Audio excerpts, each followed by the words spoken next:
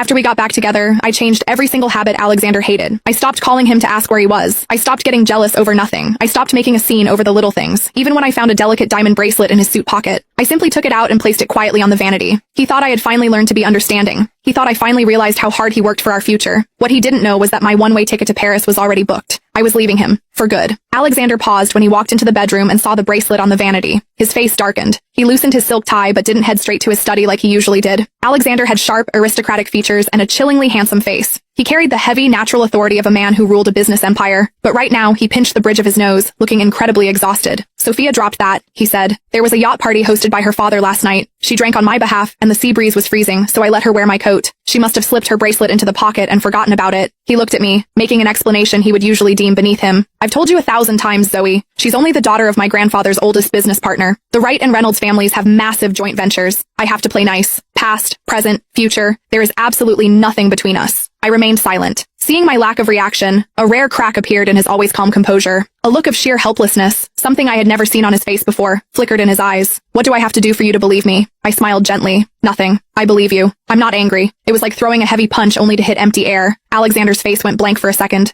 Then why are you acting like this? I glanced at my watch, calculating the time I needed to get to JFK Airport and offered a quick excuse. You always said you didn't like listening to useless details. I have an appointment to handle some personal business, so I need to head out early. I turned to grab my purse, completely ignoring how his face suddenly fell. You don't usually go out at this hour, Alexander said, his voice dropping. It takes at least 40 minutes to get downtown from here.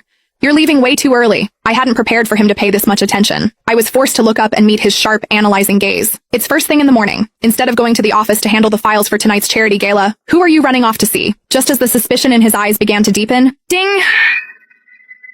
A custom ringtone echoed through the room. It was Sophia. Alexander's sharp gaze instantly shifted. His eyes flickered, looking guilty for a split second. It's Mr. Reynolds. I need to take this. He immediately threw his suspicion of me to the back of his mind, turning to walk out onto the balcony. Go ahead and make your own plans. I nodded, quickly grabbing my handbag and coat. But before I could close the front door, he called out to me from the balcony, sliding the glass door open slightly. Be careful on the road. His voice was low, carrying that familiar, dismissive tone he used when he was trying to placate a child. The jewelry set I ordered for you will be delivered tonight. I promised you before, I will never miss another anniversary. Happy 7th anniversary. I'll see you tonight, Zoe. My hand froze on the doorknob.